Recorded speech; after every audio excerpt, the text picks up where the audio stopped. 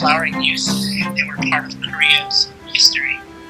They were a bunch of young, like maybe 12 to 17, maybe older, and they were called the Flowering Youth, and they were their military, and they would train them in the military arts, hand-to-hand combat, weaponry, archery, horseback riding, all that stuff.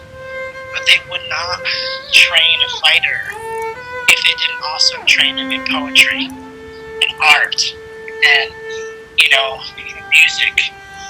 And the whole idea was, if you just make a warrior without the artist, you create like a monster. And so if you've ever seen the bow where they take the right hand and make a fist and the left hand and it's straight, and the right hand fist is warrior, the left hand straight is scholar, and then they bring them together and it makes perfect peace.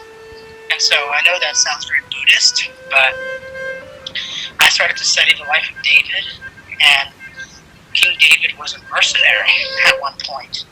He was getting paid, by the Philistines to do missions, and Saul sent him out to do missions. He wasn't a pansy, and he had men who, like one man, with a sword, held off, 5,000 people or something in a lentil field, and like his hand got stuck to the sword and needed to be pried off. And, one man's killed a lion with his bare hands. Like, these are David's mighty men. And the reason why they were in the caves of Adullam was because they were hiding, they were running away, they were criminals. It was like a place of refuge. David didn't gather these like wealthy, type individuals. These were warriors, these were criminals, these were guys running from their taxes from the crowd, and they were fighters. And so you and I both know that if, as a fighter, when you look at somebody, first thing you're doing is eyeing them up and down and saying, can I take this guy? So David walks in the room, and everyone's tongue gets stuck to the roof of their mouth, and they're like, David's here, David's here. He just commands these men, like some of the most like supernatural power, like ever. These guys were killing folks. So you know that David was a BA, bro.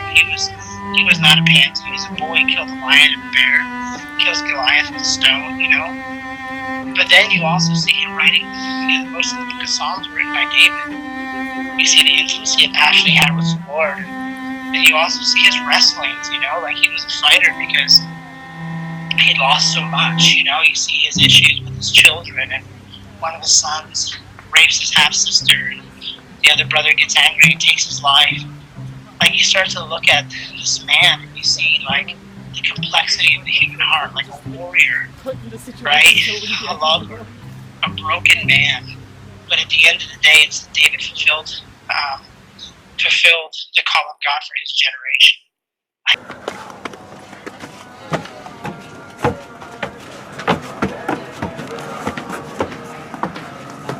That's Jesse, you guys.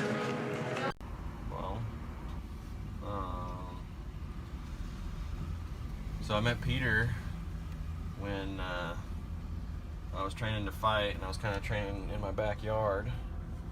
And I was actually working out with these SOU college wrestler kids, Derek Bartlome and John Bates, and we were basically running around the lake and lifting weights out in this yard and doing that, and I was basically training myself. And then Peter had just moved to Ashland from the Bay Area, where he trained at AKA, and then he actually approached Derek because Derek was wearing an SOU wrestling t-shirt, and Peter had all the equipment for a gym, and so he had that in mind, that he wanted to start a gym. And so when he approached Derek wanted to introduce him to me because I actually was fighting, and I had a fight within a month. And then so when Derek introduced Peter to me, I actually had a fat hole in my face from where I got in a fist fight. And Peter asked me, what happened to your mouth? And I just said nothing. And because he's a super professional person, you know, and I didn't want to talk about street fighting in front of him at all. And then I told him I had a fight within a month, and he said, well, let's get to training. And then, like I said, he had all the equipment that he needed to start a gym, and my dad actually had a little bit of cash on hand, so he loaned him like $2,000, and Peter went ahead and rented a space, and my dad, Peter, and I went in and we built the place and put all the bags. We actually got a lot of footage and photographs of Big John and Derek and I and everybody putting the bags together, and it was all a lot of fun. And then trained with Peter for about a month and went down to that fight, and it was one of those tournaments, and I ended up choking out a guy and head kicking a guy, and I got knocked out myself in the third fight in the finale. And it just went on from there. Started training real hard, like 3-4 hours a day. I'd show up and Peter and I'd do our own conditioning for about an hour, and then we had the main cardio kickboxing MMA class kind of for an hour, and then we had our MMA class, our fighters class after that. And so we built up a nice little team. We got a couple guys, and that's actually where I met Kelly. She came in. I think Big John and Derek had told them about the gym, and Kelly and her twin sister showed up and started training. And I think they were looking for something to do after soccer. But as far as the fighting went, we had a nice little team built up, and I was training so much that I had an offer from this little fight promoter just throwing together a fight, and they were looking for somebody to fight for the lightweight amateur title. and it would be my first actual cage fight, other than, outside that tournament where I'd fought before. And I took the fight, and I fought John Wilson, and it was a real hard, nasty fight. He took me down right off the bat and ended up dropping a knee on my face while we were on the ground and breaking my nose within like 30 seconds of the fight. And the ref actually stopped it and took a point away from him just because it was such a brutal foul. And then the fight went on, and he kind of beat the crap out of me for the next round and a half. But I ended up rolling him over and catching him in a choke, choking him out, and kept getting the win. And about a month and a half later, Peter had signed me up for another cage fight. He didn't really ask me, he just did it. But he signed me up to fight for the brass knuckles featherweight title. And I was actually fighting a guy that was coming up in weight. He usually fought at 135 pounds, and we were fighting at the 145. But he was the champ apparently. And I ended up just grabbing a hold of him, and he felt small, so I pulled guard and threw up an arm bar. And he was being all squirrely, but I straightened his arm out. He made like a little tapping gesture, and the ref went ahead and stopped the fight. He kind of protested, but it was what it was. I had his arm straight, and when he started, his little tapping gesture, I kind of, relaxed on his arm, and the ref saw the gesture and stopped the fight anyways. So it happened. I won those 2 belts real quick. So I went back down to that tournament where I had fought before, and with a revitalized confidence from winning those 2 cage fights, those 2 belts. I went down there and felt like I was above the show, and it actually proved it. I went down there and smashed out all 3 fights. I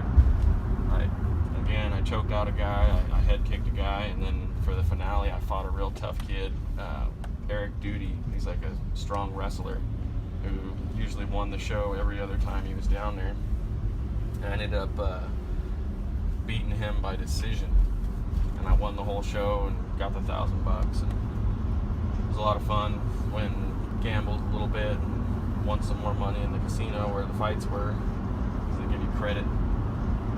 But after that, it was about a year went by, and Peter, our coach, had to, keep his finances in order, so he ended up having to move back to the Bay Area and go back to work doing what he was doing. So he kind of left the gym, and he tried to leave it in my hands, but I didn't know how to run a business really, and it was just kind of Kelly and I didn't know how to run a business, and we weren't really advertised at all. It was just kind of a hole in the wall gym, and I didn't have much to do with it. But Brent Shields actually was a guy who used to train with us from the beginning. He would just come in and do jiu-jitsu, and he didn't really have any interest in fighting, so we just thought he was kind of a humble jiu-jitsu guy. But when he was first training with us, he would come in and do a little jiu-jitsu and just to get a couple rolls in. But I knew he trained elsewhere. I think he trained with Dietrich. I'm not sure of his last name, but Dietrich was his coach. And I remember when he'd come in and train with us, he would get a couple rolls in, and then he'd leave. And then shortly after he first came in, he ended up winning the U.S. Open in Jiu-Jitsu, which was super impressive. And he ended up taking over the gym and making it basically his own Jiu-Jitsu gym where he could teach his kids and have a place to roll, and also have a nice little rec center for when they want to do, slumber parties and such. And he kept it alive. He kept Ashland MMA, turned it into Ashland Jiu Jitsu.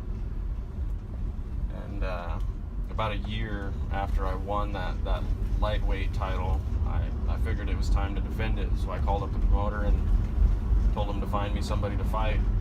And he brought me somebody to fight, and it was some big kid who was trying to cut down a bunch of weight. That was his big thing, was apparently he was cutting down from 185 and he was supposed to be way bigger than me. But I actually got him with a nice little switch kick, kicked him in the face, and it was like a 12-second nice little knockout for me. And I got all hyped up and challenged the only guy who'd beaten me before down in that tournament, Chris Roman, he's a pro fighter now. He's a super dangerous guy. He's a really nice guy, but he'd beaten me a couple times down in that tournament, and so I felt like it was time to fight him before I went pro. And we had about a 3-month training camp, and everything was kind of going well. I was actually training at Fabian's Karate at this time, because, like I said, our gym had kind of died off, and this was a little bit before Brent had fully taken it over and turned it into a successful gym.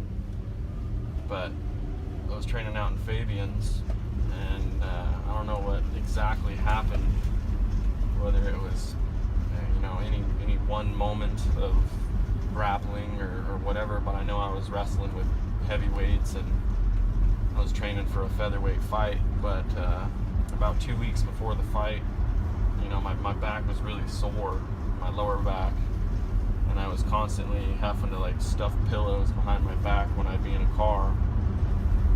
And about 2 weeks before the fight, I was trying to scoot forward to have a pillow stuffed back there, and I don't know, just something tweaked, and it felt like somebody stabbed me in the back, and I just started sweating real bad, and kind of panicked a little bit. But when I told anybody about it, I went to the gym immediately after, and I told everybody what it felt like, and everybody said it was probably a pinched nerve. They said, "Oh, you pinched a nerve. That sounds like a pinched nerve."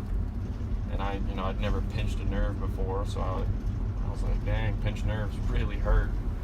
But I kept doing my diet, and I kept cutting the weight, and I made it down to the 145 weight limit, and I was still shredded, and I felt like I was in shape, so I went ahead and fought, and I fought Chris.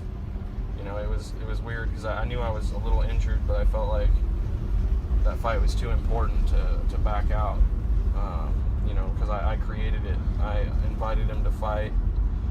We were fighting for I think one of my belts, and it was too important to give up. But I ended up fighting, and he real quick choked me out in the first round. He choked me unconscious, and I felt like it was unfair when he was on my back. He had me in a rear naked choke, and I don't know why, but I felt like it was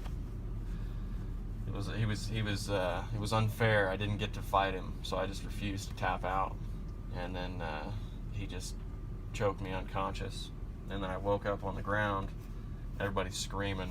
It was kind of a rude awakening. But shortly after that, my back was still just killing me, so I went and I got an x-ray and at a chiropractor. The chiropractor told me that I had fractured my lumbars between my L4 and 5. I'd fractured my pedicles, or whatever they are, both pedicles, it's like the little wings hanging out your back. And so basically I'd fought him with a broken back, like a real stupid decision, but I did it anyways. And that was a big setback. I had to stop fighting, couldn't really do much.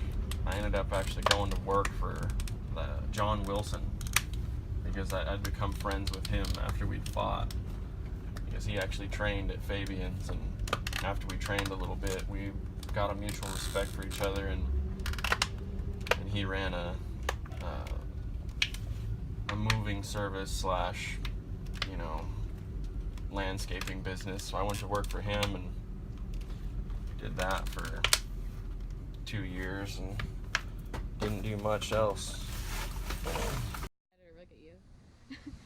Alright, so how I found Ashland Jiu Jitsu was, well, I was a soccer player for 15 years, and I got done playing soccer at SOU, and I was wondering to myself, what am I going to do with all my extra time, and how am I going to, keep going with my athletics. And I had a wrestler buddy named John Bates who said that there was a gym that just opened up, a mixed martial arts gym, a kickboxing gym, a jiu-jitsu gym. And I was like, all right, I could probably try that. So I went in, and that's where I met Peter and Jesse, and did one of their kickboxing classes. Also, Peter's wife, Maddie, who was one of the buffest older women I've ever seen, and was like, I would love to look like her at her age, and did a kickboxing class and had like a sweat ring down to here.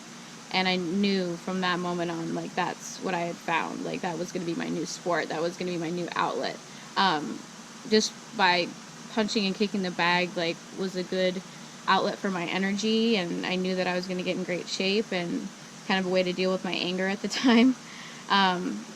And that's how I found Ashland Jiu Jitsu. And I knew once I took one of Peter's really intense cardio classes that this is how I wanted to spend my time. Learning self-defense and building muscle, and not really thinking I was ever going to compete in martial arts, but just a way to utilize my athletic abilities from being a soccer player my whole life. So that's how I found Ashland Jiu Jitsu. For myself, I already knew that I could fight when I came to Ashland Jiu Jitsu Academy. I actually had already won the Brass Knuckles heavyweight title and the FCFF heavyweight title, and fought really tough opponents and defeated them. So I didn't have to prove that to myself. I didn't feel like I needed to prove that I could fight or anything. I knew I could fight, and I knew I could fight against really tough opponents. I was really strong, and I could get really intense. But that can only take you so far, you know. Being strong, being tough, that can only take you so far. And eventually you run into someone just bigger and stronger than you. And that's what happened. I ran into a brick wall named Bill Widler. And I was I was at my best when I fought Bill Widler. I felt so good. I was so strong and so ready to fight. But Bill was just stronger than me. He was bigger than me. He was stronger than me. And I just remember I couldn't stop his takedowns. He just kind of ragdolled me to the ground when we clinched up and when we fought. And, you know, I realized that what I relied on wasn't enough. You know, I couldn't just be bigger and stronger than everybody. And it was funny, actually, because when I fought Bill Widler, Jesse Sumner fought right before me. And he head kick knocked out his opponent in like 12 seconds. And I was in the back. I was actually so relaxed and so confident that night that I had fallen asleep. I fell asleep and I was dreaming.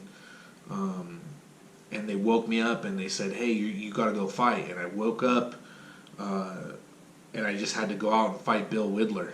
And it's just kind of funny because that was a turning point for me when I realized, like, you couldn't just be physical and beat everybody. It could only take you so far. You get damaged, you get beat up. You know, it really breaks you down. And to go to the next level or to continue, for me, because I always wanted to fight really tough guys, I always wanted to fight the best guys, I realized that I needed skills. I needed a lot of skills, and that was going to be a completely new and different journey for me. There's a difference between being a fighter and being a martial artist.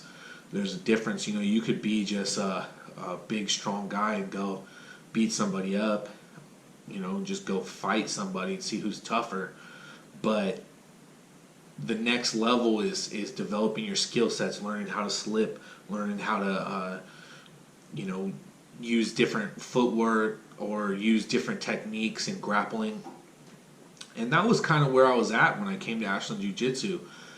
I knew I could fight. I knew I could get aggressive. I knew I could overwhelm people. And I also just knew that humility of running into a brick wall, running into a Bill Whittler, and I knew how many tough fighters there were out there, and it was really humbling. And I just knew there was this new journey I was going to have to go on, and I knew as well I was going to have to get worse before I got better. I was going to have to stop relying on my strength, my physical strength to fight. I couldn't just go meet with somebody in a ring or in a cage and just brawl it out. I was going to, because I couldn't beat everybody like that. I couldn't beat Bill Whittler like that. And so I was going to have to let that go and develop skills. And when I came to Ashland, I thought I was going to be way better than everybody, but Brent Shields let me know right away that I was nothing compared to him. And Jesse and Ash, even though they were much lighter, probably 165 pounds, they both, welcomed me into the gym by beating the hell out of me. And I was really surprised. It was 100% because their skills were so much better than mine. And I was so impressed. I was so impressed by those guys. And my journey there in Ashland Jiu Jitsu was just me trying to be as much like those guys as I could. Peter Pereira was one of the most motivating trainers I've ever had in my life. He had this aura and this enthusiasm that I'd never experienced before. I mean, he's one of the most motivating human beings you'll ever meet, and somehow he could give you this energy to push yourself for hours. When I trained with Peter, I was 255 pounds walking into Ashland Jiu Jitsu Academy. And working with Peter, he would have me do combos. You do bag work for an hour, you do partner drills for an hour, and then you'd spar for an hour. And I sweat so much, I lost 50 pounds like in no time. I couldn't even keep the weight on if I wanted to. It came off, and I always fought at heavyweight, and immediately I was down to 205 in no time. And then training with Ash and with Jesse, it was much more technical. They were more than a workout. You'd get a technical skill training, so you develop and hone your skills. On the ground, Ash is a master. He's an absolute master, and his technical skill is second to none. Jesse's on the stand-up is the same thing. Jesse's technical skill, his setups, his knowledge, it's mastery. He is a master of striking, of kickboxing. And that's initially coming to Ashland Jiu Jitsu, I dropped 50 pounds and got in good fighting shape. I couldn't lift weights because my joints would hurt too much, but I committed myself to training every single day, 5 days a week.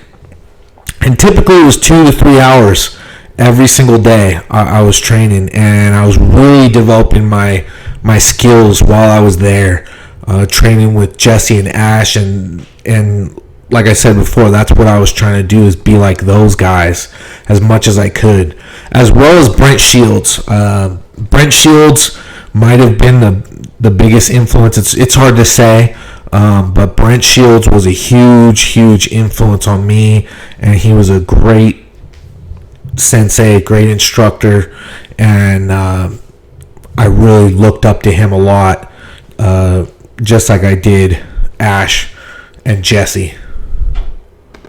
Okay.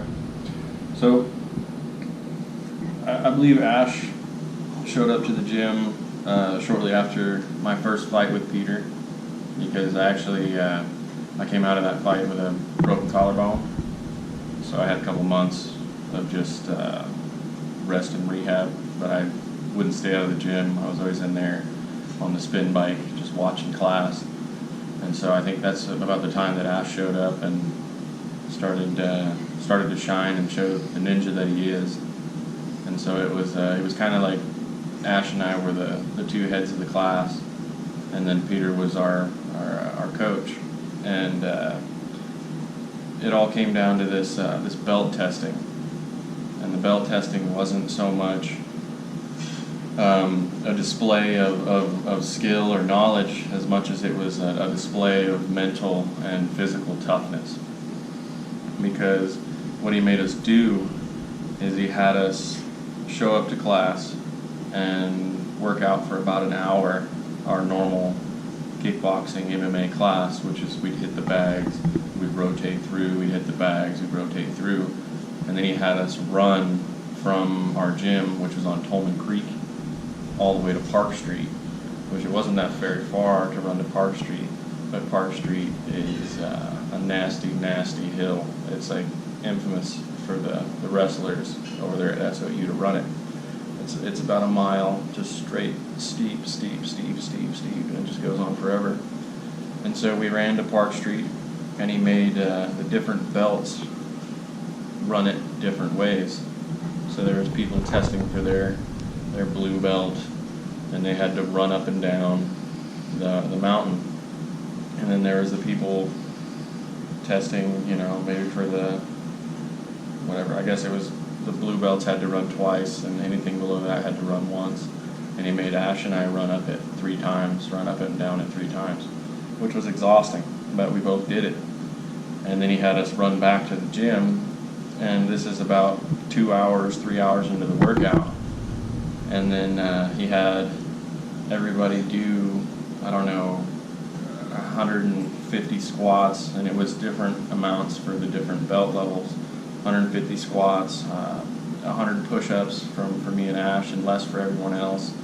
You know, just an amazing amount of calisthenics and physical wear down.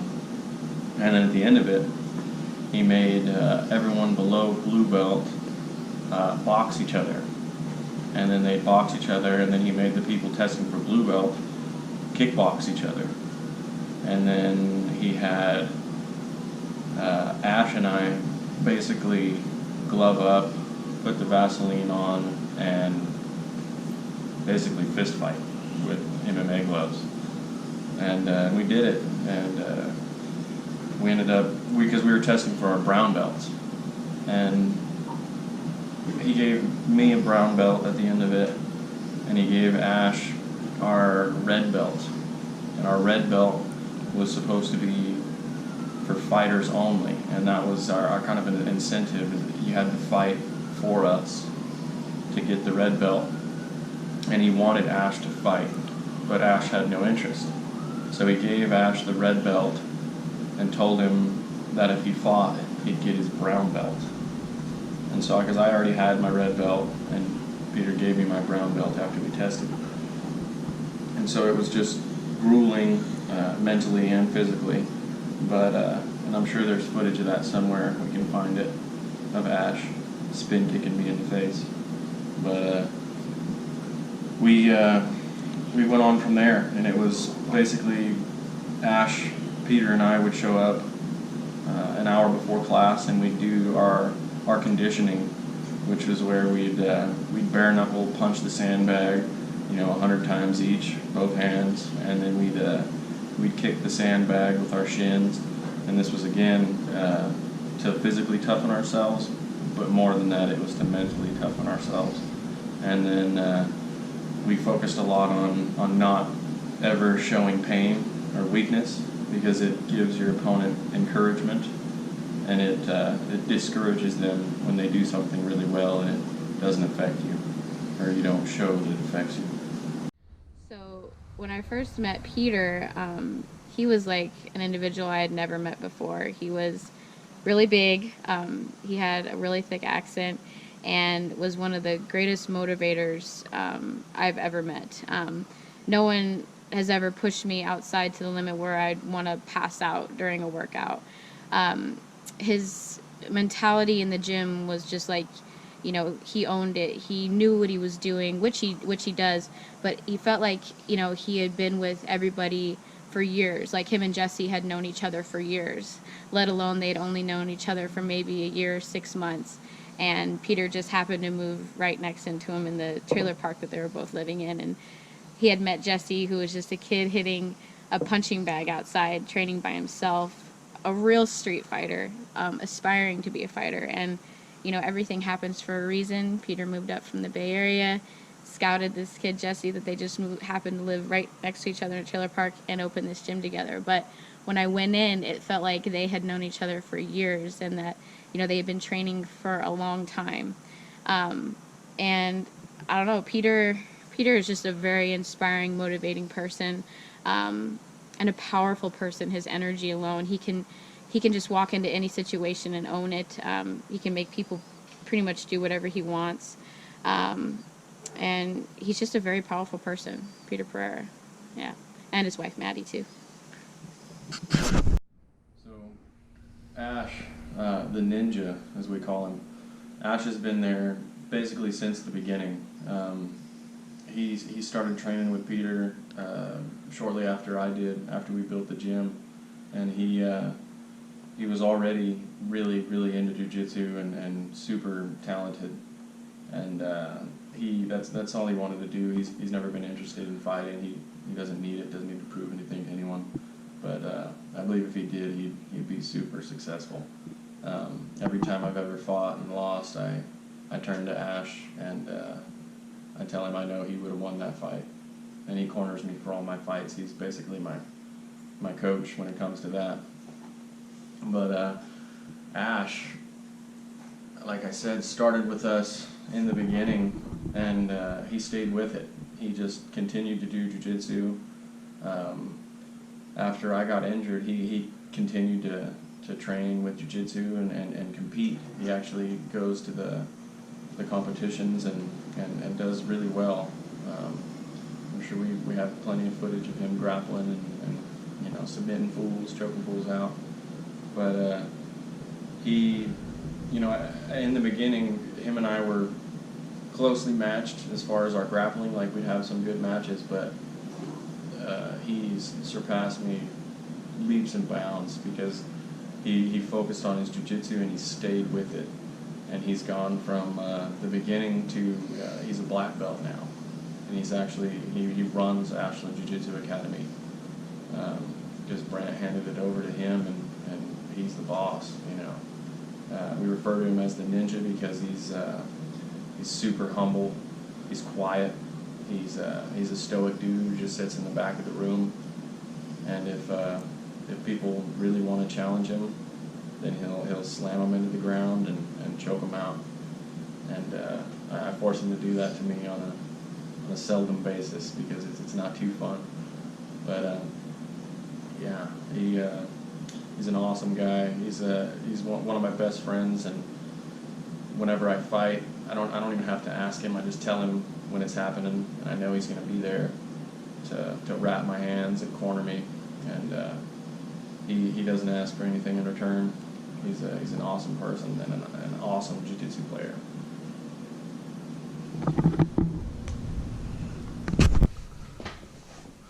So Ash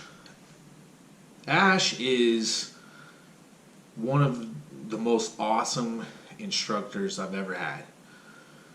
He's such a humble guy, and he embodies a martial artist. When I look at fighting, how do you define a fighter?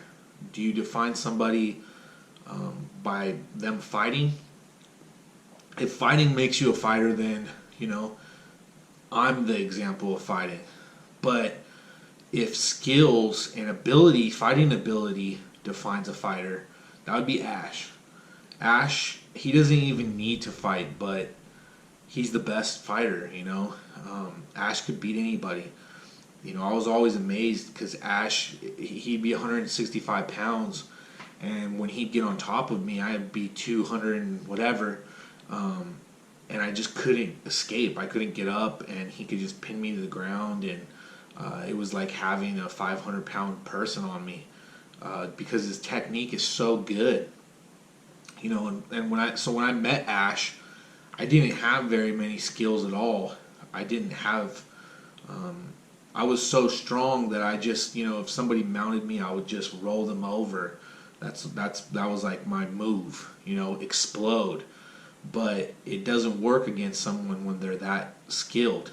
And I kind of came into it, you know, I knew I could fight and I was already a high level fighter, but I had to like start all the way over again at the beginning. And my own mindset, because I was a weightlifter, that was kind of my very beginnings. But, you know, I've squatted 500 pounds, I benched 455, and I deadlifted 600 pounds. And that's something that took a long time. You know, I didn't start out by doing that in the beginning. It took me years and years and years of never giving up and always training and always trying. And that's kind of how I always looked at it. It was like I could, you know, I remember missing my 400-pound bench press like 20 times. And I couldn't do it. It was a mental thing. I just couldn't lift it. And the day I actually lifted it, a guy told me in the gym, and he could bench press like 500 pounds. He was like, "You can already do it, you just don't know it yet." And he's like, "Just do it." And I was like, "Okay." And I remember trying, and I missed it like twice that day. I tried to bench press 400 pounds, and I couldn't lift it. And then on the third time, I lifted it. So I failed multiple times before I got it. But I always looked at it like, you know, what matters is not all those failures, but it matters the level of achievement that you get to, how much you achieve. And that's why I never got discouraged by losing fights. I never looked at it as like that defined me, or I lost, so I'm a loser. I just looked at it like I want to just keep trying until I get that achievement. And that's how I looked at jiu-jitsu. I you know, wasn't very good. I was nowhere near like Ash or Jesse or Brent Shields. But I just looked at it like if I kept trying and I never gave up, over time, I'd be able to get to that level that those guys were at. And so I just showed up for practice every single day. And, you know, in terms of jiu-jitsu, which I really applied that to the most in my martial arts, I really was just trying to be like Ash. Ash was kind of my idol, you could say, because I was very emotional and I always looked at fighting as like me versus him, and it's all about respect. And that's what I came from when I started fighting. And Ash, there's no emotional connection. It was all technical. It's completely like, oh, if you're in this position, this is the move that you do. If you're in that position, this is the move you do. And when he watched fights, he'd say, well, this guy made this move and then he did this. And it was just all completely cerebral and technical. And I was just not ever like that, you know. But my journey at Ashland Jiu Jitsu to become like Ash Davis, or Ash McNamara as I call him, you know, my journey was just to try to be like Ash. The crazy thing about Ash is no matter what he's doing, jiu-jitsu or striking, it really doesn't matter. He just does everything perfectly. That's just how he is. Technically, he does everything perfect. When he teaches, he does everything perfect. He's just a very attention to detail type of person. That's just in his nature. That's the kind of guy that he is. That he likes to do things perfect. Ash Ninja Davis, as I stutter. Sensei Ash is what we call him. I also met Ash probably in the fall of 2009. I had the pleasure of doing my belt testing under Peter Pereira with Jesse Sumner, Ash Davis. They were both testing for their brown belts. Maddie Pereira, Nicole, my twin sister, and I were testing for our blue belts. And then we had a couple of little kids that were testing as well. He put us probably through a 4-hour workout where we had to do Park Street twice. We had to run from Tolman Creek to Park Street, go up twice. Just steeper than steep. The boys had to do it 3 times. We had to do it twice. And then we all had to spar each other at the end. And he made Ash and Jesse like beat the crap out of each other. But to go through that with them, somehow I feel like bonded us forever. Those were like the guys from the beginning. Ash, Jesse, Gilbert, Roman as well. He didn't belt test that day, but Gilbert was just a badass boxer. And now I know Ash, and he is a black belt in jiu-jitsu under Brent Shields. He is the head coach at Ashland Jiu Jitsu Academy. I love Ash because he could pretty much smoke anybody in the valley, but he doesn't have to talk about that or prove that. He has no ego. He doesn't need to do that. He just knows that within himself. He doesn't need to fight, even though he could whoop anybody, in my opinion. I think Ash is just such an example. He's so humble, and that's the kind of that makes a true warrior and a true ninja and a true martial artist. Ash is a true martial artist, in my opinion. And he's just one of the nicest, sweetest guys you'll ever meet, and just protects and takes care of everybody. And he's again a wonderful teacher. He breaks down jiu-jitsu and just makes you understand it. He doesn't pressure you into anything. And I mean, I just always consider him like one of my best friends, even though we may not see each other all the time. Whenever he's in a jam, he knows that he can call us, and we know that we can call him. And I mean, Ash Davis is like the superstar. He's high superior, but you would never know it, and he doesn't need you to know it, though. That's how badass he is. So that's Ash Davis. Jesse Sumner's one of the toughest guys I've ever met. That's kind of how I would describe Jesse, is just as a really tough guy. When you spar with people, the more experience you have, most people give you a lot of respect. They keep their distance from you, and it's pretty comfortable sparring with most people. Jesse's one of those guys that he makes it very uncomfortable. He's up in your face.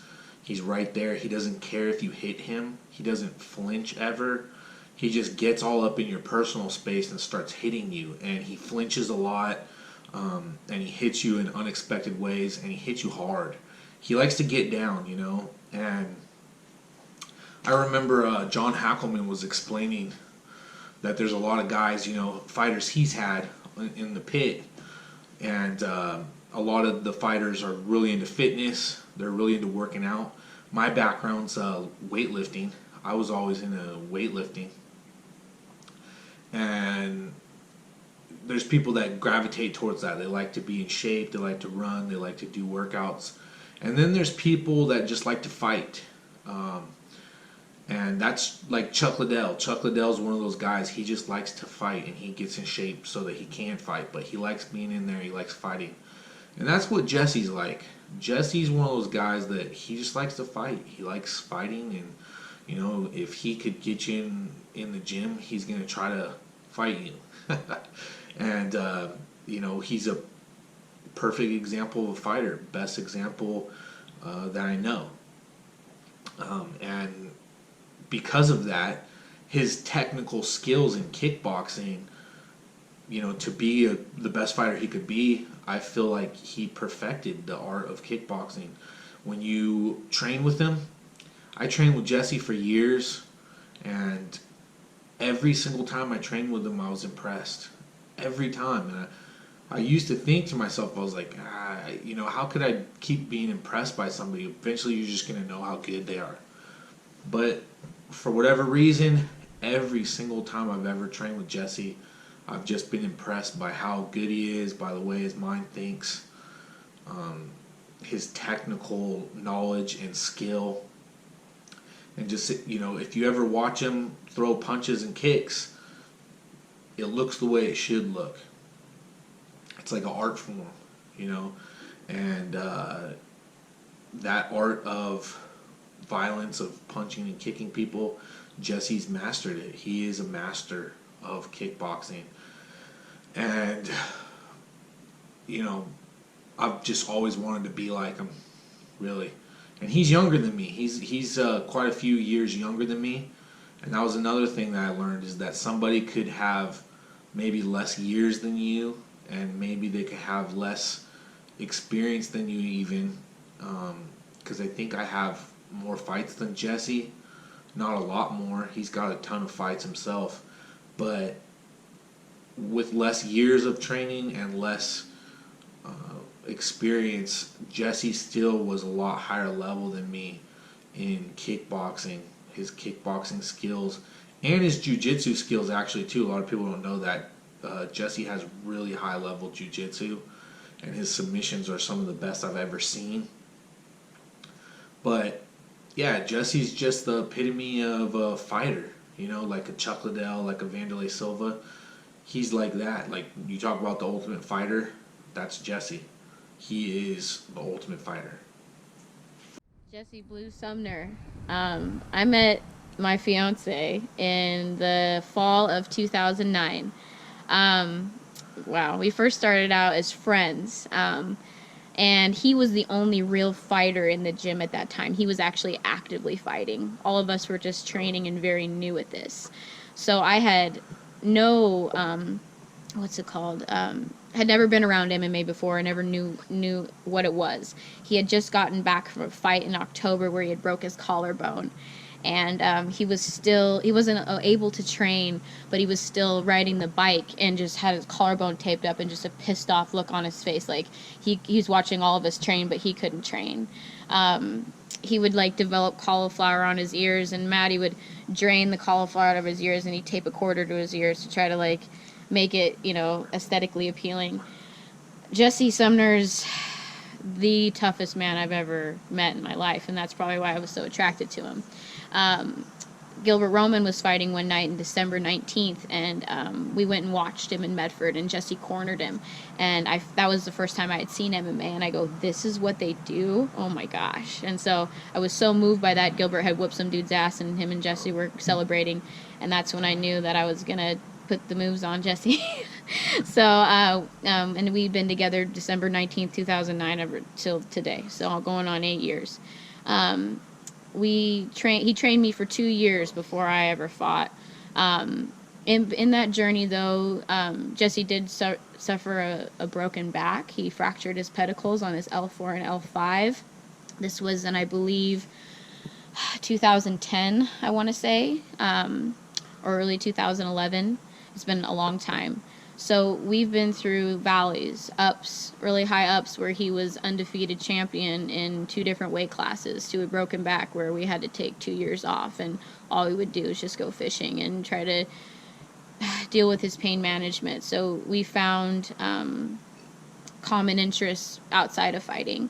Then that 2 years off that he took off, he trained me a little bit where I was getting prepared for fighting, but Jesse Sumner is the toughest man I've ever met in my life, and he's also a sweet soul. He may not portray that, but he does have a sweet side to him. Oh yeah, and always watch out for the quiet ones. That goes for Jesse Sumner and Ash Davis. They may not say a lot, but those are the guys you have to watch out for.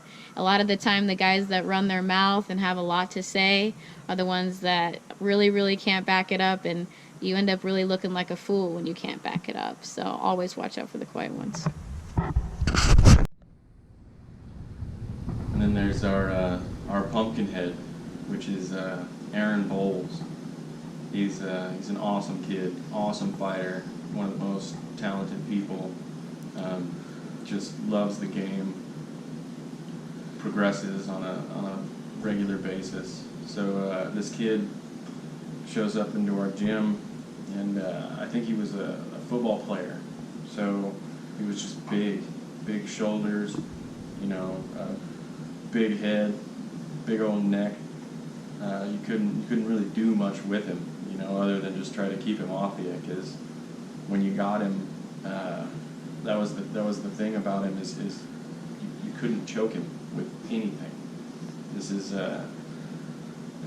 a funny thing, because I'd be teaching, I'd be demonstrating some of my favorite submissions, like my darts choke is one of my favorite moves, and I'd be trying to teach the class, and somebody would have to say, excuse me, Jesse, it's not working on Aaron. And I'd try to demonstrate it on Aaron, and I just have to say, no, it just doesn't work on Aaron, because Aaron is just ridiculous. He when he first started training with us, I think he was around 200 plus pounds of just solid big kid, and I'm not sure if he had any mixed martial arts training before he came to us, so he was super green. But he jumped right into sparring with us and grappling with us and training our MMA. And from day one, he jumped in the middle of it.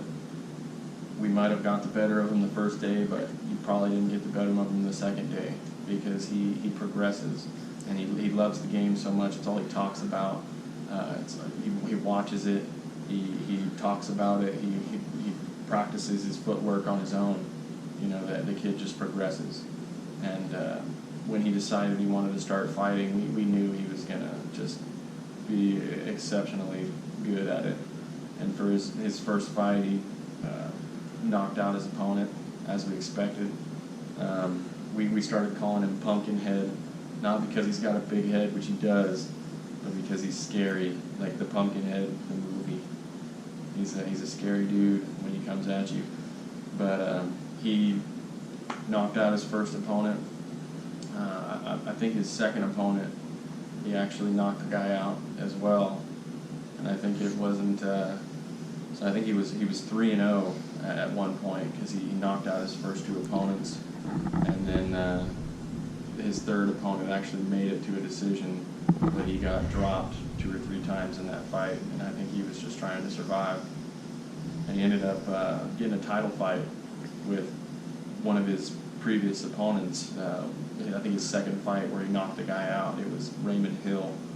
And Raymond Hill is a super talented guy in his own right, and I believe his only loss was to Aaron.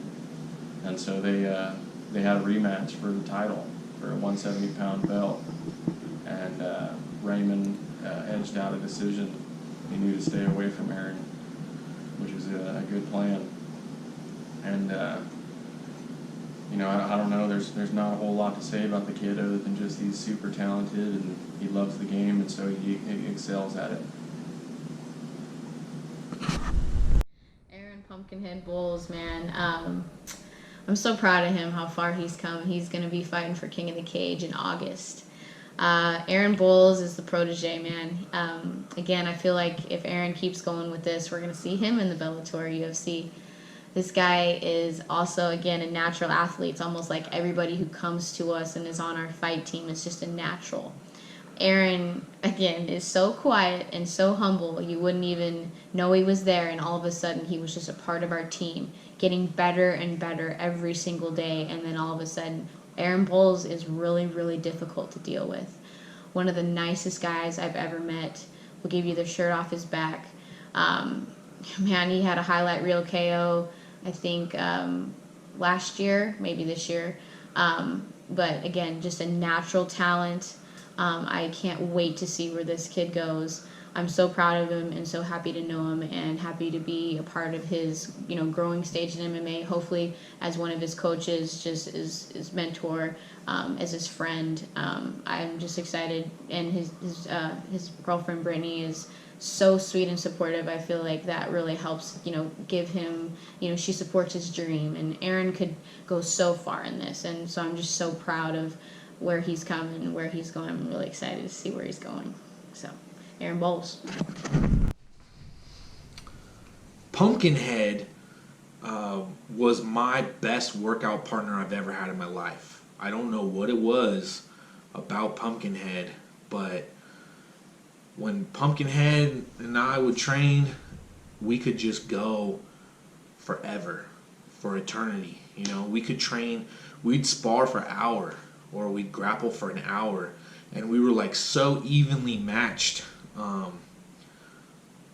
for whatever reason, like in terms of size and strength. And I was a little more jiu-jitsu style, he was a little more wrestler style at the time that we trained together. And I actually have a perfect story about Pumpkinhead, because I fought a guy, and he was a big, strong guy, and I trained for the fight with Pumpkinhead every day. And we would have these grappling matches, and he would take me down, and then I would reverse him, and then on the ground I kind of had a better skill set than him in jiu-jitsu, but I couldn't hold him down and submit him really. So I'd get him on his back though, and I could pass his guard, and I'd get mount. And his way of escaping would be, he would just give me his back, and then I'd get my choke on him, and then he would stand up and he could just shake me off somehow. He wouldn't. I couldn't choke him out. And so that's how we would roll, though. We'd go to the ground. I'd get on. He'd usually take me down. Then I'd get on top of him. I'd get mount on him, and then he'd give me his back. I'd get the choke on him, and he'd stand up and shake me off, and it wouldn't work. And so I just didn't think I had a good ability to get a rear naked choke, But that played out so many times over and over and over and over again when we would train together, and in my fight, that's exactly what happened.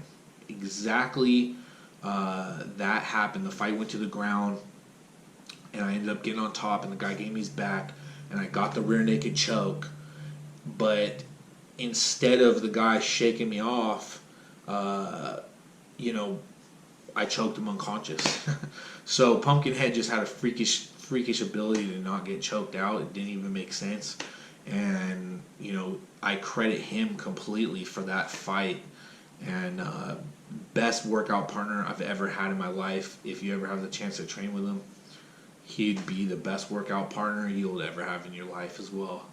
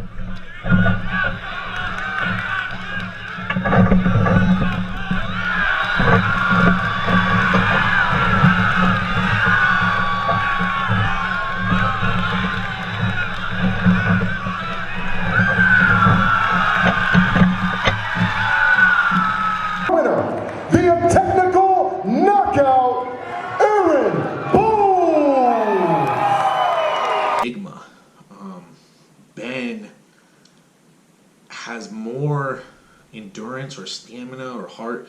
I don't know what you would call it exactly, but his ability to not give up is second to no one. Ben, I used to always think, because Ben fought at 155, he probably walked around about 170, but I was like well over 200 pounds, and I would go with Ben, and I would always think to myself, if I got in a fight with this guy, you know, I'd have to kill him, or I'd have to take him out somehow, you know. And I remember, I would wrestle with him, and a lot of times I'd be able to get on top because I was just so much bigger initially. And I would try to get him to tap out. I'd try to get him to submit, and I couldn't do it. And I would just try so hard. I'd try to use my strength, and he just, you know, he would fight so hard to not tap out, or he would just, even if you got him in a submission, he just wouldn't tap somehow. And then after a while, I just couldn't defend myself anymore, you know, and he beat me. We'd have these matches that would last so long, and I would just, you know, think about it all the time. I was like, man, it's so crazy going with this guy because he's so tough. You know, he's so strong. And I remember it was really funny when I first met Ben. I remember him coming in the gym, and he was always squinting. He was always just like, had, you know, these squinty eyes, and he's like watching what's going on. And I was like, who is this guy over here squinting at everything? You know, we'd be doing a move, and he'd be like, and I was like, what's up with this dude? You know, who is this guy? And it turned out that he had fought in King of the Cage, and he'd fought in Strike Force before for Ivan Saliveri, super awesome coach. He trained, you know, in Seattle, and he was amazing. Ben was just amazing, and he came in the gym and he did a Peruvian necktie to everybody. He choked out everyone in the gym with a Peruvian necktie and squinted at everybody, you know. Ben Sunshine Morgan, Ben Metamorphosis Morgan, man, he changes his nickname every single time.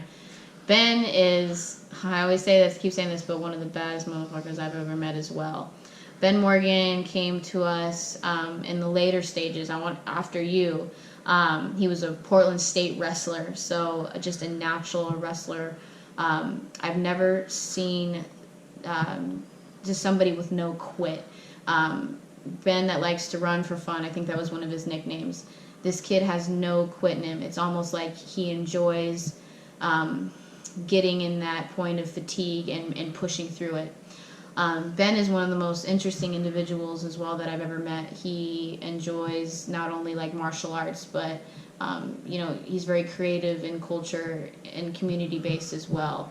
He's a mime, he's an artist. He's a really well-rounded individual.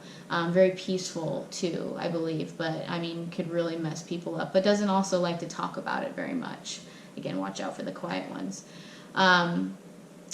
Ben is just a grinder. He'll take everybody in the gym and push him and push him and push him and then push him further.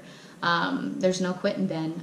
That's why he makes for a great fighter. I think, all of us as MMA fighters have gone through things in our life, and that's what, molds us into the people we are today. I have lots of respect for Ben. I feel like if Ben went full on with MMA, he could also be like a world champion. He could be in Bellator and UFC easy.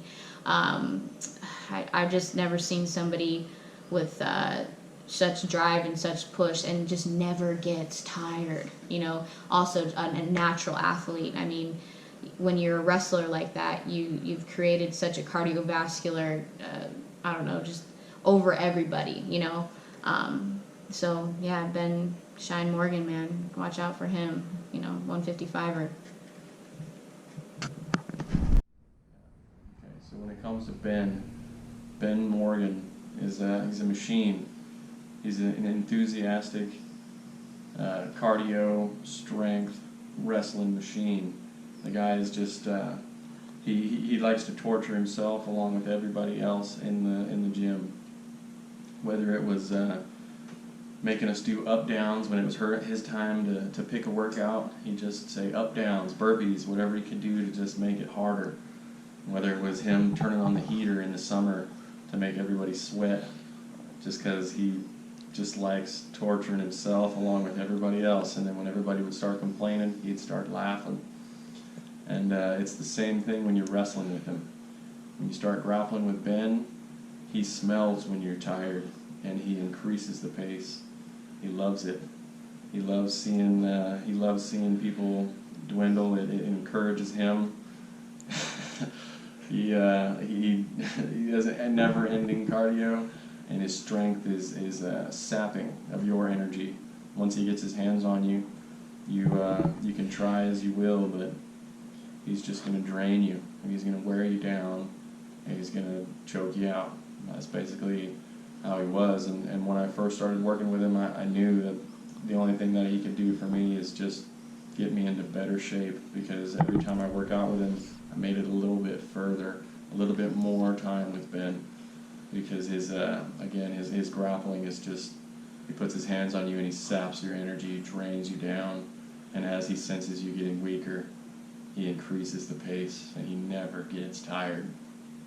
And so when he came into our gym, I think he didn't want to even fight. I don't think he had any interest in it. I think he was just looking for a place to work out and a place to train, because I think he'd fought in before for like Strikeforce amateur fights, but I guess you can call them amateur fights. I believe he was allowed to throw elbows and everything. I think the only thing is he just fought for 3-minute rounds, and that's what made it amateur. But if you fight Ben, you're basically fighting pro, because that dude's an animal. He's a physical specimen.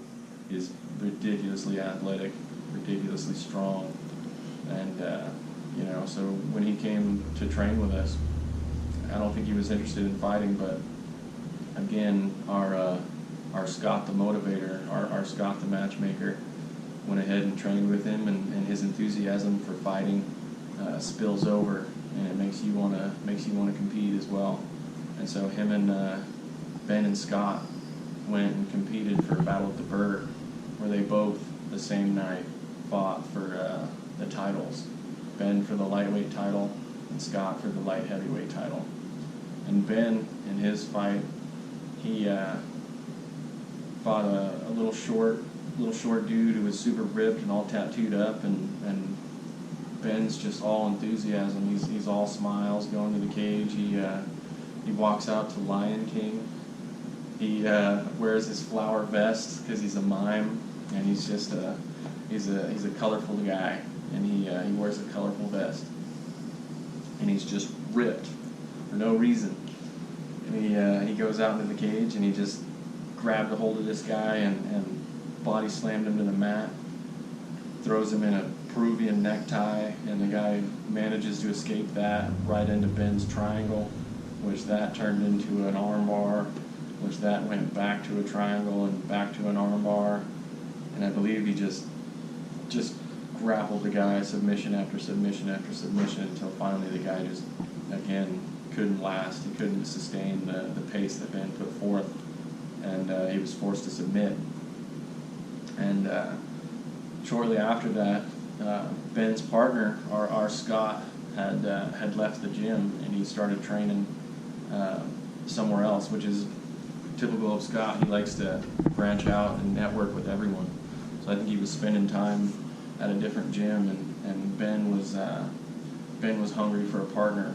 And as much as I liked being in the gym, I didn't personally like getting grinded on by Ben. He's a nasty wrestler. So at the time, he was short of training partners, and his camp just wasn't quite as magnificent as the one he had with Scott, and the motivation wasn't quite there. But he had his title defense. It was time to do it, and so he went out and do his fight. And I think he was a little bit in his own head, because he was nervous, and he felt like he couldn't get warmed up. But I knew that no matter what, all he had to do was get in the ring and put his hands on the guy, because as soon as he puts his hands on the guy, he's just going to wear him down to nothing. And that's basically what he did. He went out and he got a hold of the guy and threw him down and got on his back, took him down, and started ground and pounding the guy for the whole first round. And the guy just had no answer for Ben. And coming out in the second round, the guy started the round with a head kick, which landed flush, clipped Ben right across the forehead, if not the temple. And Ben went straight down to his hands and knees, but exploded up from his hands and knees into a huge takedown, and then proceeded to ground and pound the guy to the point where he just stopped defending himself. And Ben, being a nice guy, slapped a choke on him and finished him with a rear naked choke instead of ground and pound. And even with his victory, he was upset, and I think that was just due to the energy. It wasn't as fun as it was the first time he did it. And so he defended his belt. He's still the champion, and that's the last Battle at the Burg show there ever was. So he'll always be the champion. Him and Scott both. But that guy's he's a beast. He's never-ending cardio. His never-ending enthusiasm. His name's Bird the Mime. He's actually a mime, and he's a hilarious guy. He paints his face and goes and mimes it up on the streets, and goes all around the world taking pictures of himself holding up the Eiffel Tower. He's a good dude.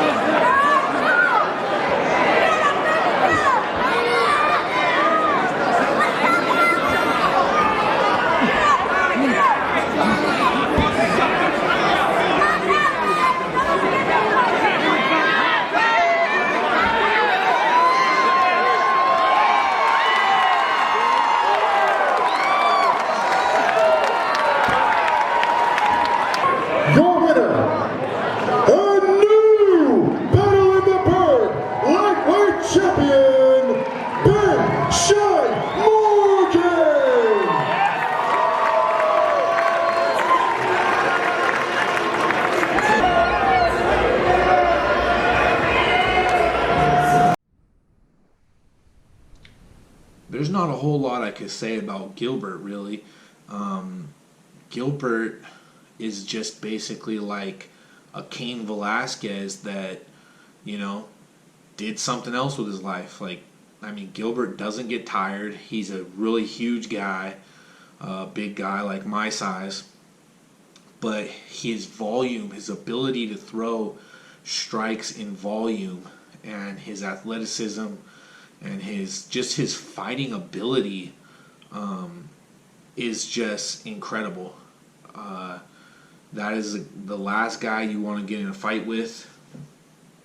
Gilbert could fight anybody, you know. He could have definitely been a pro fighter. He could have been a world champion. But Gilbert's life went in a different direction, and God bless him for that. You know, that's great. And you know, I'm really glad that I never had to face him in the ring, because that'd be a tough night. I mean, but he's such a cool guy. Gilbert is such a cool guy that he'll teach you everything he knows, and he'll work with you, and he'll lift you up a lot. And his mental approach to it, he's a very humble guy too. And, you know, he used to always tell me he'd never go into a fight thinking, you know, I'm going to beat this guy up. He'd always think like, you might beat me up, but you're going to have to work for it. I'm going to make you work for it, and it's not going to be easy. And he beat everybody that way, with that mindset. And I always thought that was really cool. I was like, man, that's a really, really cool mindset that Gilbert has towards fighting, and it's made him really, really good. And he learned that, you know. I think his dad made him fight people or something when he was a kid, so he was always smaller and had to. That's how it had to be. That was all. That was his mindset. Was I'm going to make it hard for you to beat me. And you know, I think he grew up in Watsonville or something like that, down in the Bay Area, a little town, and it was kind of rough. And that's a tough guy right there. Gilbert is a really tough guy.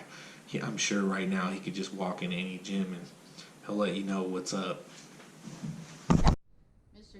Gilbert Roman, Big Papa. He's the kind of guy that he doesn't come in and train very often, but when he does come into the gym, he whoops everybody's ass. Gilbert went 4-0 out of our gym. He actually had a baby girl on the same day I was born, April 5th, and that's when he kind of started to, you know, concentrate more on his family. Gilbert is one of the toughest guys I've ever met as well, not only with the gym, but just within his life, probably how he grew up. He's just one of the baddest motherfuckers I've ever met as well. His boxing skills are absolutely amazing. Again, this guy, you know, may not train all the time, but can come in and just work everybody. A natural athlete. Not only is Gilbert a badass fighter, but he's also really involved in the community. He's always helping kids. He's always trying to get kids in, you know, in after school activities, because I think he's been there in his life when, you know, times are rough.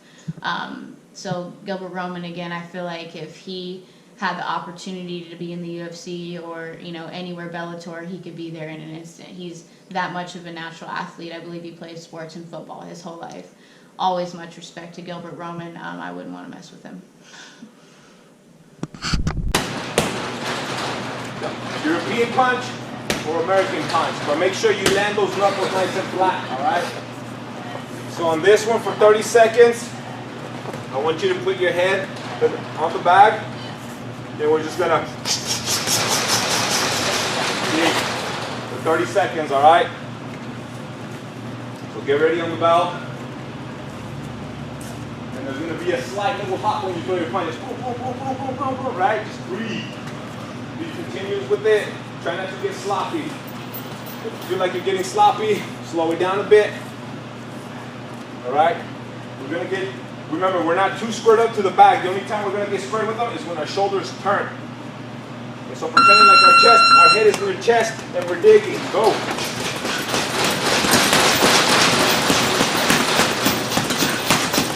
Turn those shoulders. So I'll have Scott back me up here. All right. So when I have you guys pick up your hands here, okay, you're giving your opponent targets. Okay. So the jab's going to the left side, the right's going to the right. See that? So it's also 1, 2. Okay, 1, 2. Simple. And you want to keep them close to your face so we can make it as real for the guy standing in front of you. Boom, boom. There's a distance. See that? Bam, bam. All right. So what I want to do with you guys is we're gonna go for 1, 2, 3. Okay. And then I'm gonna step here. He's gonna move and take the body. Ooh, upstairs. Ooh, and the straight. Ooh. Again. 1, 2, 3. Ooh, ooh, ooh. Got that? 1, 2, 3. Okay, doubles up to the gut. Got that? Don't forget to turn your toes either. Now don't feel the guy's ribs, alright? Give him a little tap. Alright? 1, 2, 3, and 4 being the uppercut. But since there's no angles to get an uppercut on this one, okay, either you come at an angle there, or just give it another hook, or give it another straight.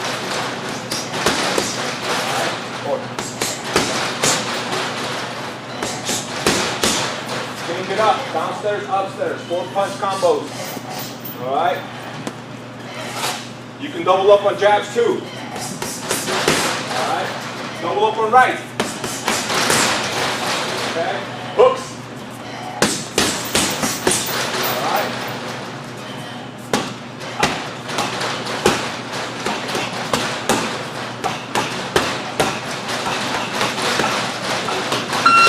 Alright? Switch it up.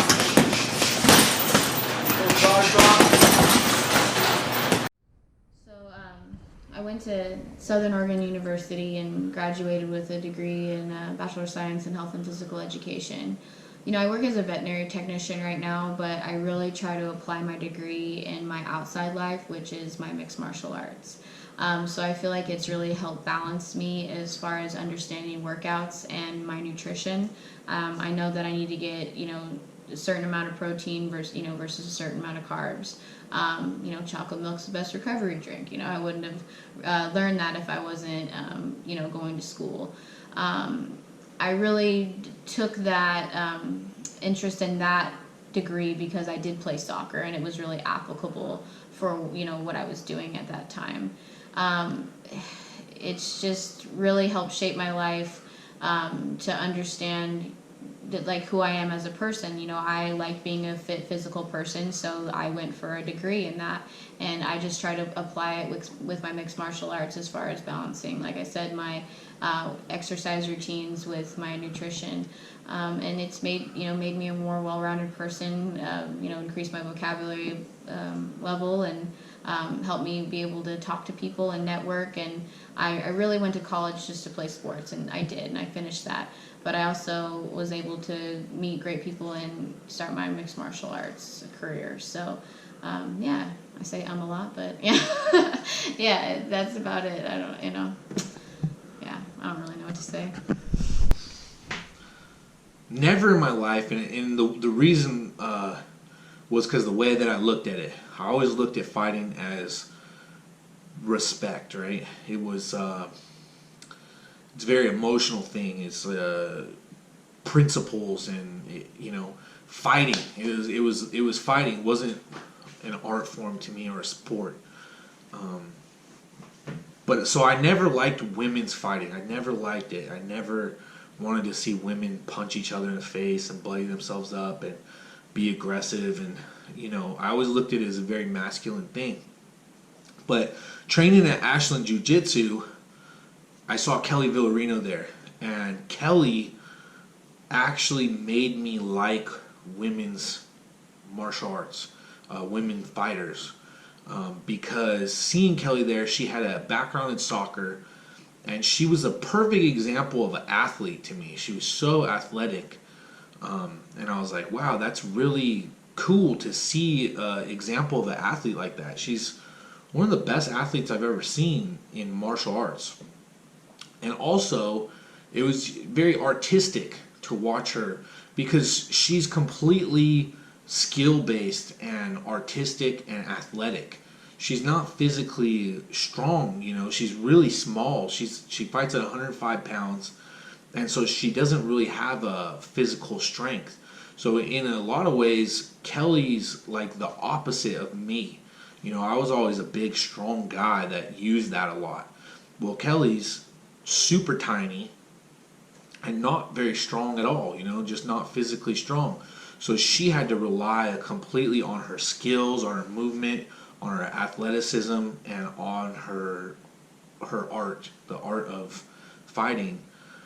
And she made a fan out of me. She made me a fan. I was like, wow, I understand it now, and that is so amazing, and I want to be as much like that as I possibly can, even though, you know, I don't think I could necessarily be like Kelly, because, you know, I'm just not that, just like she couldn't be like me. But, you know, she made me want to be more like that, and she made me admire that. She made me admire the artistic side of martial arts and the athleticism and the skills.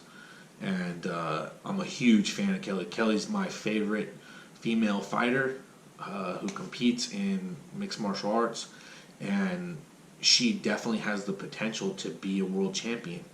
And I hope that happens for her someday. I've always told her, you know, that would validate me a lot. That would validate Ashland Jiu Jitsu Academy a lot, is for her to go on and do something like that, to become a world champion. I really think that she could do it if, you know, if she got the opportunity. She could be the best in the world, and I'd love to see that happen. Tonight's action online at coleshots.com. Ladies and gentlemen, this is for the Budo Fights Amateur Atom Weight Ladies title, with special thanks to Pro-Am belts. Introducing first, fighting out of the Headgear MMA blue corner. She is a kickboxer with a record of 1 win and no losses, representing 10th Planet and fighting out of Portland, Oregon. This is Haley, the Huntress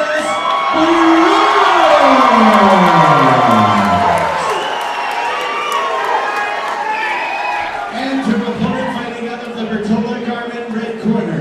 She is an MMA fighter with a record of 2 wins and only 1 loss, representing Ashland Jiu Jitsu Academy and fighting out of Ashland, Oregon. This is Kelly Submachine Gun Villarino. 5 3-minute rounds. Here we go. We got Haley Brooks being cornered by former Budo champion pro fighter Glenna Heartless Avila. And she is looking to take home the Budo Fights belt tonight. This is 3 rounds, or 5 rounds, excuse me, 5 rounds, 3 minutes.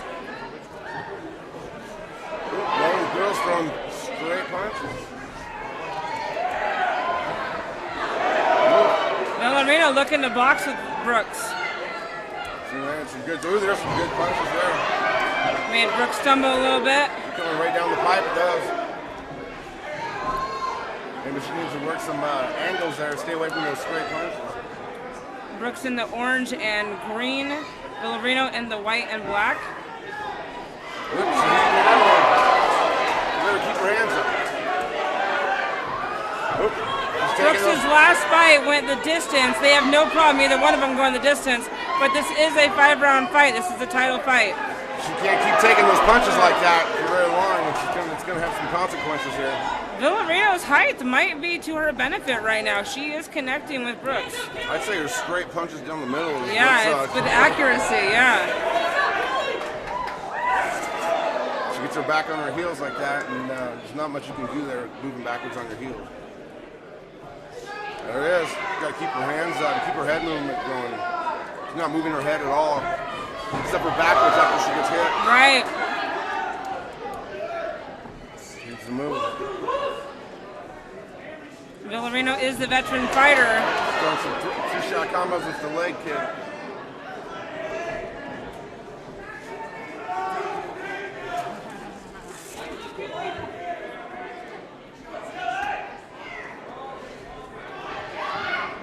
There's another one. one of them making the attempt to go to the ground.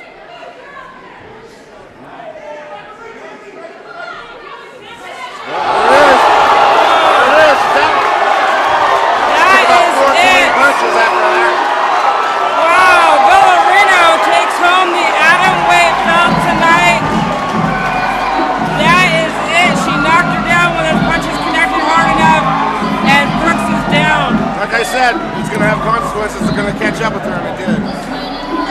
Villarino went 3-1 here tonight at Budo Fights 12. Very clean, proficient fight for her.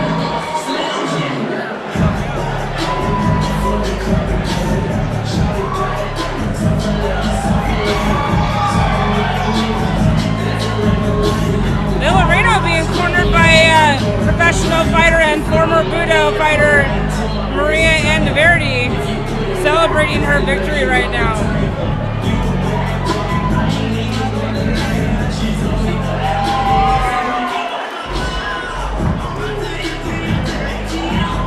All right, the spirit for two tough lady fighters leaving it in the cage for you tonight.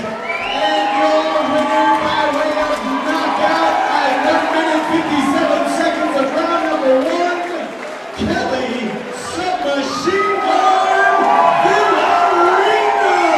Machine Gun gets it done. A very happy Kelly Villarino. And then there's Son of God Scott Davenport, man. Strolls into our gym, and this guy's from California, apparently, thinking he's going to come up to and whip everybody in Oregon, and yet he did. You know, he was a guy that was always fighting, always motivated, and always training, where we were, you know, not fighting very much, and we were always training. Scott actually lit the fire underneath our asses again to fight. He was fighting, had his connects, probably the best guy I've ever met, nicest guy I've ever met, one of the best networkers I've ever met as well. Got Jesse to fight again, got all of us to fight again. And so, yeah, Scott Davenport, real inspiration. Again, one of the toughest guys I've ever met, and one of the nicest guys I've ever met, too. So, Scott Davenport. And then there's Scott Davenport, which is your director of your movie here, but also the reason why I started fighting again, honestly, because I didn't have much interest in it. After, you know, breaking my back, I was mainly just coaching Kelly, and Kelly was fighting, and I think just so I have a place to coach Kelly, I would teach at Ashland Jiu Jitsu Academy, because they were willing and open enough to have me teach a kickboxing class. And so just so we had a place to train, I'd do that, just so I'd have a place to train Kelly.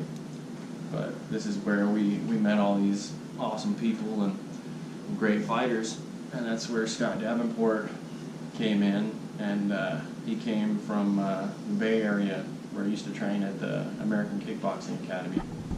So he came from a super high level, super professional atmosphere, and he came to Little Ashland, in our little hole-in-the-wall gym, where I myself was an amateur fighter at the time, you know, who was broken and basically quit fighting at the time. And Scott he just loves to fight, so he would just always fighting. When I met him, he had a fight lined up, and he basically asked us if we'd help him train, and we were open to it. And I think he was supposed to fight somebody that was coming off a loss in his first fight with us. He was supposed to fight somebody that's coming off a loss, and then we train him, we work out with him, and I think about a week before his fight, I decided to look it up myself to see what was going on with his fight. It said he was fighting for the heavyweight title for the FCFF. And I asked him, well, you know, are you fighting for the belt? And he just laughed and said, yeah. And I said, you didn't think you'd tell me about that? Because I'm supposed to corner him and be his coach?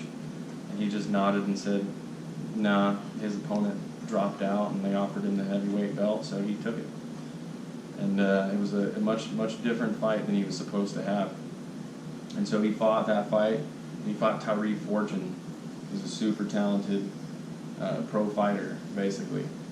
And ended up catching a big kick to the tummy and losing the fight to Tyree. But shortly after that, I doubt it was even a week later, he already had his next fight lined up. And he was supposed to cut weight, I think. I think he was supposed to cut down to 205, and he had an opponent lined up for it. But Scott being Scott, again, about a week before his fight, I looked up his fight. I found the card, and it said Scott Davenport fighting heavyweight. The guy who's fighting, he's like 280 pounds is the guy he's fighting. And so I asked him, Scott, I thought you were cutting down to 205, and he says, I was. My opponent backed out, and they offered me a heavyweight fight. And so, without question, he took that fight again because he just loves to fight, and he never says no. So he fought this massive guy, Rudy Shafroth, who's basically a steamroller. He's basically a steamroller on feet. And he lost that fight. But again, without missing a beat, he had his next fight lined up, and I believe it's every show he's on it. And so he's got his fight lined up, and at this time, it was motivating to see his love for fighting and his effort that he put forward, and just his willingness to just do it. And so that motivated me to actually want to do it again myself. And with his connections, because he was connected to the FCFF, he knows the owner, Chael Sonnen, and he knows all the promoters, and he just fights all the time, so he knows everyone. He got me on the card as well. And so it was my first fight since my injury, and it was about 3 years since I fought. And we went down and we fought on the same card together. And this one, Scott actually did cut down. He cut down to 185 pounds to fight a massive guy. He must have been like 6'5", a huge guy. I don't remember his name, but that was a good fight. Scott was putting a whooping on him, and the dude saved himself by throwing up a triangle. And with his long legs, he locked it up and caught the finish. And then that was my first fight since I broke my back, and I fought Nate Cerati, which was an undefeated fighter at the time. I believe he was 4-0, and I did super well in the first round. I basically kickboxed him real good and kicked his legs out from underneath him and dropped him and whatnot. And he looked like he didn't want to fight no more. And I made the mistake of thinking he was done, and I jumped on him and tried to choke him out, and he wasn't ready to give up. And so he fought through it, and I put everything I had into trying to choke him out and gas myself out. And come second round, I didn't have much left, and I think he sensed it because he jumped and got a hold of me and threw me down and got me in a choke and finished me. But that wasn't the end of it, because once again, Scott got us lined up to fight.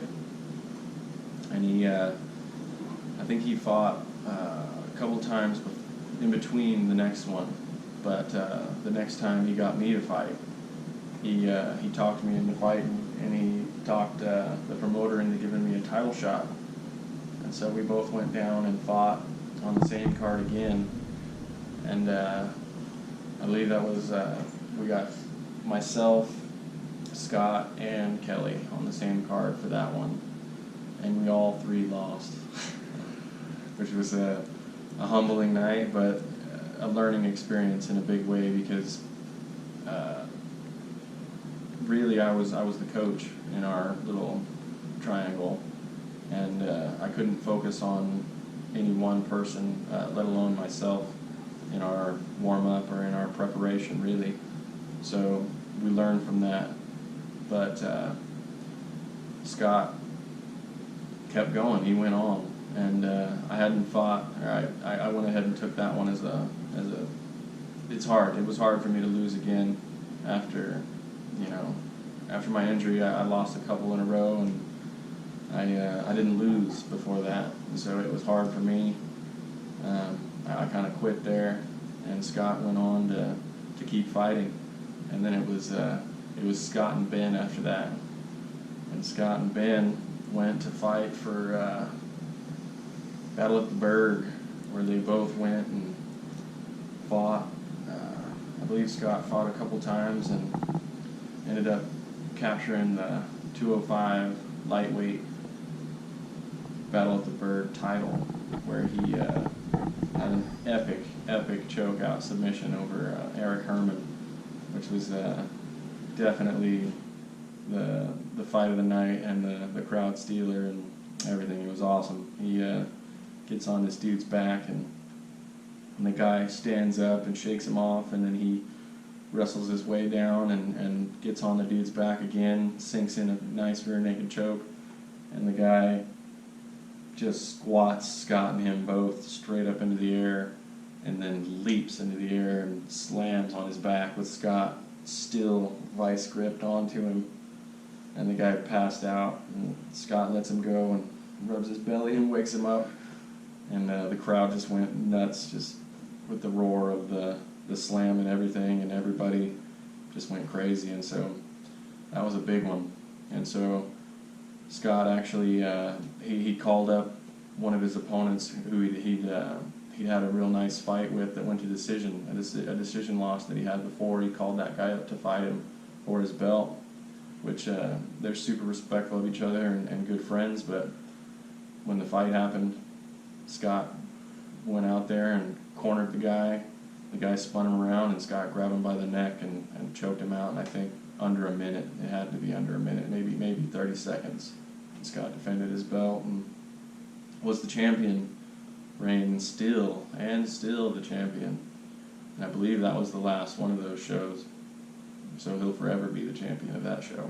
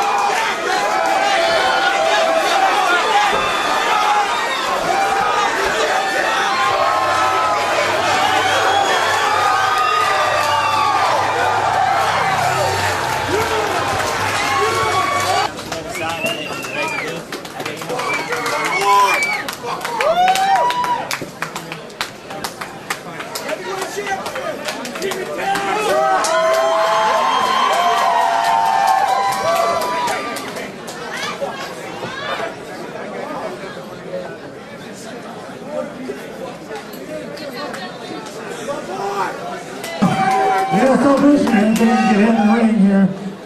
Your winner is your heavyweight champion, Scott.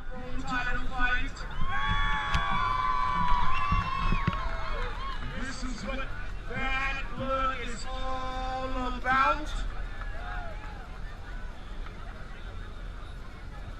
These two guys told me last night that you guys are in for a treat. Big bad blood between these guys. You do not want to miss, you do not want to blink it. Coming first to the cage, fighting out of the red corner. He is fighting out of Sky High. He holds a record of 3-3. He stands 6'1" tall. He's fighting out of Ashland Jiu Jitsu. He's coming out of Ashland, Oregon. White City, put your hands together and make some noise for the one and only Jesse Sumner!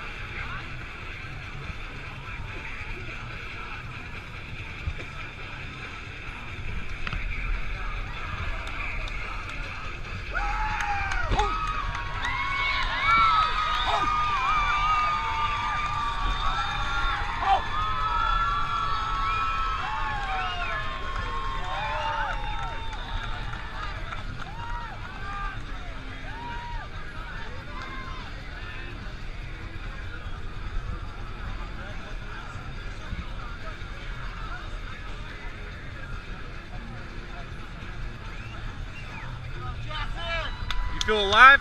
Yes, sir. That's what it feels to be alive.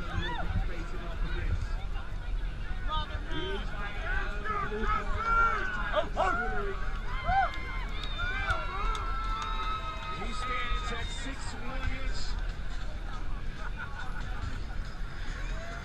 weighing at 155 pounds. He's fighting out of World Combat Academy. White City, put your hands together and show love for Dirty Chris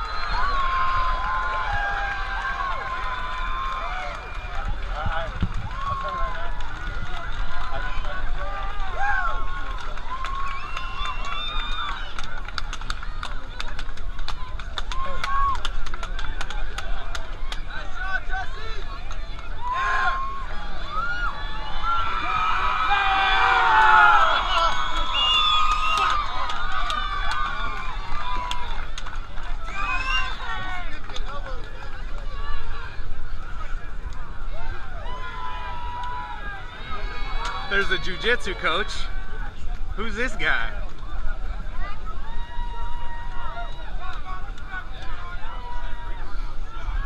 I can't believe it. No way, I can believe it.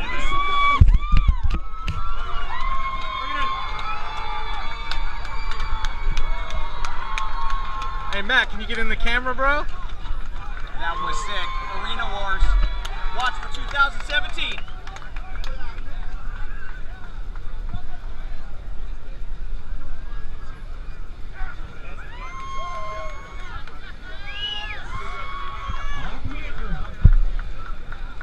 First round, a minute and 6 seconds. By timeout, he is your lightweight champion. Let's see some love for Jesse.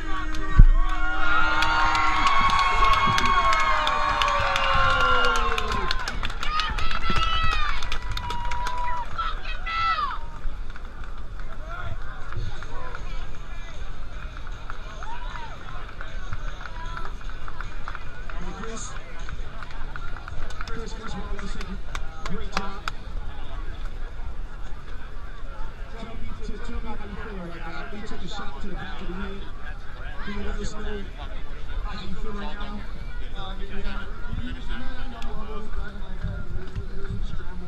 Definitely rocking it, dude. That's why I got myself. Wasn't anything different.